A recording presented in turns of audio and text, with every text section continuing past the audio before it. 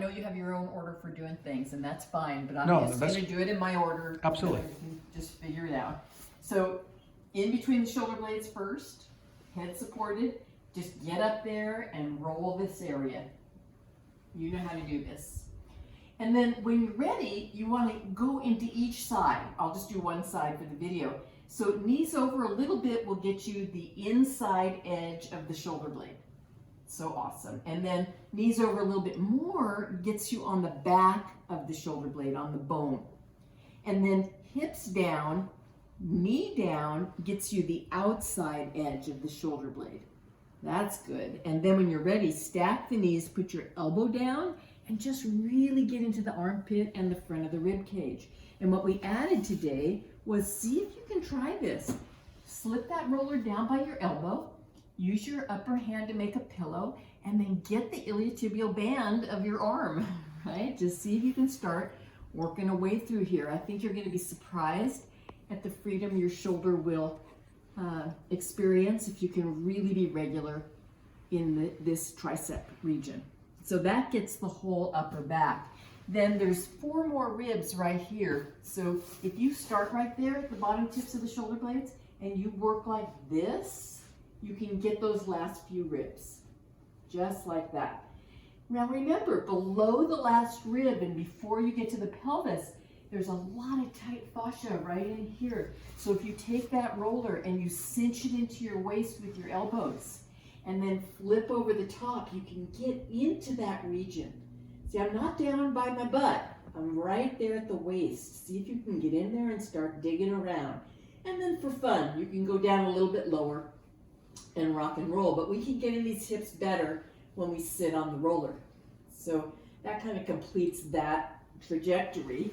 And then you can get up and work with, okay, I'm really going to get into this hip in here. Better off though, coming down on the elbow, getting up high, close to the waist, but not quite. And then over to the side, you can straighten this leg, bring this leg over the top, and then you're really working that upper hip above the iliotibial band, right? Okay. Now, before I do the legs, I'm going to get in and do my belly. This is how I've been doing it lately.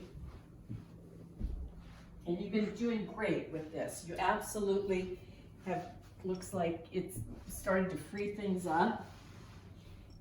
You just want to get in, work around, and it looks like you've been doing a great job at getting all the way down into that groin space. You can even bend your knee here and get things moving around. After you've done that, then this is a good moment to release those legs. And you've been on that. It looks like you're doing some hamstrings too, but this main thing, this, right, and getting in and doing the iliotibial band, really working in here. I like to come from here into the hamstring. It feels really good, all over the place. And I like doing, after I do the soft ball, I can actually, this new thing I showed you, this is a good moment to do this. You're right here anyway, forearm plank, right? I'm gonna make sure I'm not sagging through the shoulders, I'm lifted. I'm not sagging through the belly, I'm lifted. And then I'm gonna use the active exhale to alternate sides of taking weight. So if I actively exhale here and shift my weight over to the left quad, I could lift the right, I don't even need to. It's just about shifting the weight to the left. And then I inhale to center, actively exhale, high, as I shift the weight over to the right. Back and forth with the breath. An inhale brings me to center, an exhale takes me over to the other side. Use the breath, use the tempo of the breath, use the moment of the active exhale to shift the weight. If you feel like one side is weaker as you work this, perhaps the right, you can do several extra ones on the weak side. So this is working with that plank idea in addition to rolling those legs.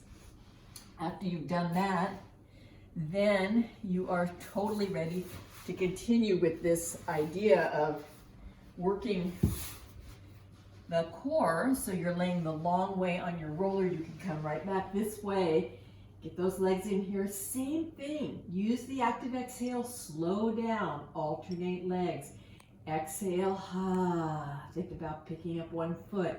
Inhale, rest, exhale, pick up the other foot, put it back down, inhale, rest.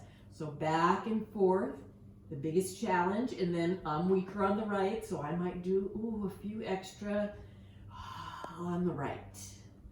The third way that we started to work with stability that you can add in now is to come in and put that roller on the upper shoulder blades, completely support your head with your hands, and then it's the same friggin' idea. It gets boring after a while. We're just gonna exhale, and I'm gonna shift the weight to my left foot.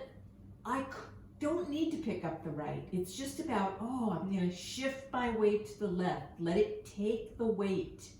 And then I can inhale to the center. And then I can exhale and shift my weight over to the right. Yes, you don't have to pick up that foot.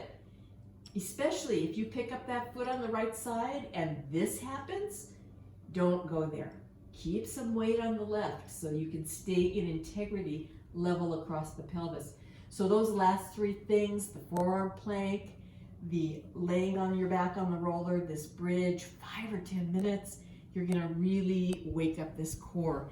Then you're ready to do some stretching. You're gonna do your favorite stretch, the way that you do it. You're gonna do your pigeon, the way that you do it, awesome. But what's missing, if you only do those 2 stretches, are 2 critical things. So you can just flip right back on the roller and do it the easy way. Your psoas is gonna get stretched by doing this. That's gonna open things up. If you can comfortably add an arm, you do that. Don't have to. Just see if you can get a stretch and an opening in front of the hip.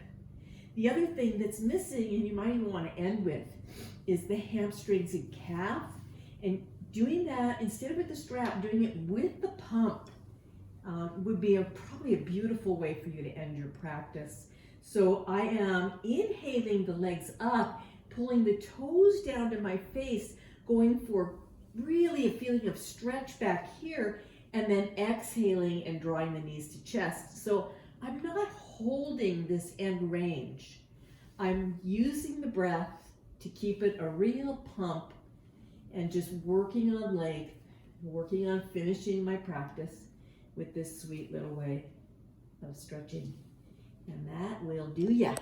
Okay.